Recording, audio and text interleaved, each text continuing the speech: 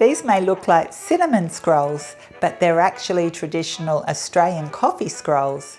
My mum made these all the time when I was growing up in the 70s, and once I remember her even holding a morning tea party where she taught her friends how to make them. They're delicious, made mainly with pantry ingredients and quite easy too. You just need a little patience while the dough rises. At the end of the video, I'll also show you a batch I made gluten-free. So I have 1.5 cups of milk here, 375 mils, and I've gently warmed it, and it's registering 38 degrees. You don't want it any warmer than 40 degrees. And you know, if you don't have a thermometer, don't worry. It's just slightly hotter than a baby's bottle. And into a jug or a bowl, I simply put 10 grams of instant yeast. The recipe actually calls for compressed yeast, but I can't find that anymore. And this instant yeast works just as good. And then I add 1 teaspoon of sugar and 1 teaspoon of just ordinary plain flour. And then I gradually add the milk that I've warmed, or sugar. And I cover this now and put it in a warm place for about 10 minutes or so, just until the yeast starts to activate, and you'll know that because they'll be bubbly and frothy. Now into this, mix in 1 room temperature egg that's been lightly beaten, and set that aside. Now into a large bowl, sift in 4 cups of flour, which I weighed at 600 grams, together with 1 tablespoon of caster sugar and 1/2 teaspoon of salt. Then to the flour mixture, add 3/4 cup of sultanas, which I weighed at 150 grams, and then make a well in the centre and pour in the yeast mixture and mix it well. And it should be soft and sticky. I'm just going to swap to a wooden spoon, or you could even use your hands, even better. Make sure it's mixed all good. Yep, it's soft and slightly sticky and mixed really well. Now this needs a warm place to almost double in volume, and that usually takes 45 minutes. And even though it's a sunny day and it's beautiful outside, inside it's quite cold. So what I found works, now I'm out of plastic wrap, so I normally use plastic wrap, but today I'll just use a clean towel, is I cover it, and into a large bowl, I fill it about 1/2 to 2/3 the way full of boiling water. And with my oven off, I put the boiling water in the oven, and next to it, I put the dough. Now, if I had an oven which had a wire rack, I would just put the water on the bottom, but I only have trays for this oven, so that's why I've put it beside it. And the steam should create a nice environment for that to rise. So it's been 45 minutes, but I'm going to give the dough an extra 15 minutes. I just checked it, and it still needs to rise that little bit more. So that's been an hour now. Now lightly flour your surface and tip out the dough. And with floured hands, knead it for about 5 minutes. And that should smooth it out. And I'll put my timer on. So just push it and then pull it back, quarter turn it. Push it, pull it back, quarter turn it. I suppose if you had one of those KitchenAids, you could just put it on the dough hook and do this instead of kneading it. And this makes 16, and I've made this before and just halved the recipe and it worked well. But you know, they're so good, and you can freeze them. And after 5 minutes of kneading, the dough should feel nice and smooth and soft. And if you put a finger there, it should spring back nicely, which it is. Now, before I roll that out, I want to show you what goes in it. Simply mix 2 teaspoons of cinnamon powder, 1 tablespoon of brown sugar, and a tablespoon of instant coffee. Now, funny thing, my mum rarely put coffee in it because my dad doesn't drink it or likes the flavour. So if you don't like coffee, they're still called coffee scrolls, but just add another teaspoon of cinnamon. And you'll also need 30 grams of melted butter. So now to roll it. And you want to roll it into a rectangle shape, about 30 centimetres long and 38 centimetres wide, quite specific.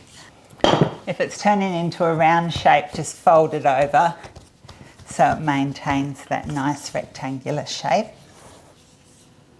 38, yes, 30, great. Oh, got there. A little bit crooked, but doesn't matter.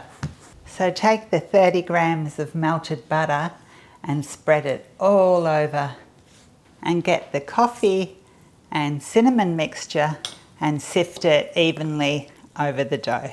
And if your coffee's granulated like mine, you might have to press it through the sieve.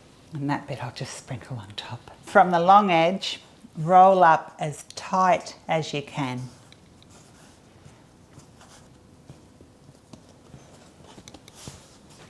Beautiful. So with a sharp knife, cut 16 slices, or as best you can. I suppose they're a couple centimetres slices. So you'll need 2 round cake tins, and these are 20 centimetres by 5 centimetres, 8 by 2 inches. And that's what I usually make a sponge in, and grease them with a little soft butter. These coffee scrolls smell good already. Place 8 in each tin, cut side up. And these go back to rise, but just for 10 to 15 minutes, just until they've spread just a little and they're filling the cake pan. They already are nearly, just like that. I boiled the kettle again, and this is going to go in the oven with the oven off again, and hopefully that will help them spread a little. And before the scrolls are done, I make a quick icing, and it's a coffee icing, and it's 1 teaspoon of coffee, 1 tablespoon of hot water or boiling water. Then I take 1 cup of icing sugar, and I'll leave the gram weight in the recipe on the website, and I just sift that into the bowl. Then I add the coffee mixture. Now this gets put on the buns while they're still hot. So best to make this before they're ready. And that wasn't quite enough liquid, so I'll just add a little more. And that's the coffee icing. And I'll do it all again for my gluten-free batch.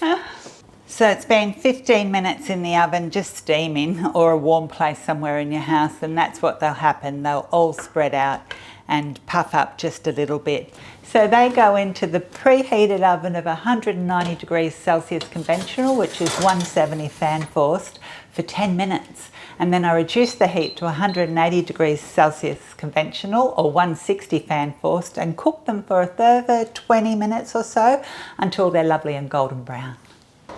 And that was 30 minutes all up. They smell so lovely. Just run a knife around the edge.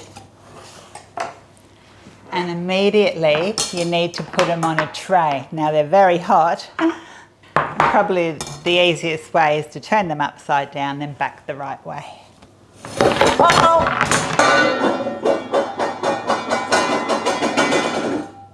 Oh no. Oh, bugger.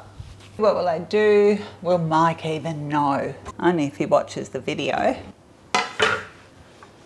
So yeah, don't let that happen. Okay, so I know these ones on the right fell on the floor. I'll leave it up to Mike. And these other ones, I'll just get out like that. Which come out quite easy actually. So now, get your lovely coffee icing or pink icing and generously cover them with icing, because you know there's hardly any sugar in these buns. I'll put some on here anyway. You never know. I'll fess up though, because he does watch my videos. And make sure you've got a board underneath, because all that lovely icing will drip over the hot coffee scrolls. Just pull them apart at the natural seam that you put them in. And sometimes they've stuck together, so you might need a knife to loosen them up a little bit and portion them out. But there you go. And the underneath is nice and cooked well. My dad particularly loves the underneath when it's a bit crispy. So see these ones? Yeah. I dropped them on the ground. Do you want me to throw them out, or? I cleaned the floor yesterday. I don't care. Oh, that's good. Well, I can't eat these. These aren't gluten-free, those ones are. Ah, you dropped mine. Yeah. Oh, right. They also freeze really well. I just freeze them in 2 coffee scroll lots. And, you know, these are best eaten fresh.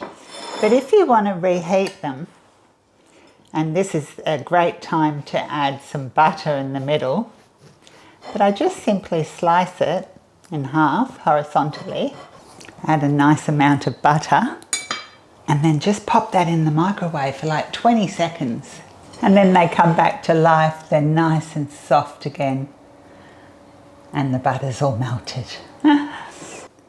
To make the gluten-free coffee scrolls, I followed the same recipe and method, replacing the plain flour with gluten-free world traditional bread flour.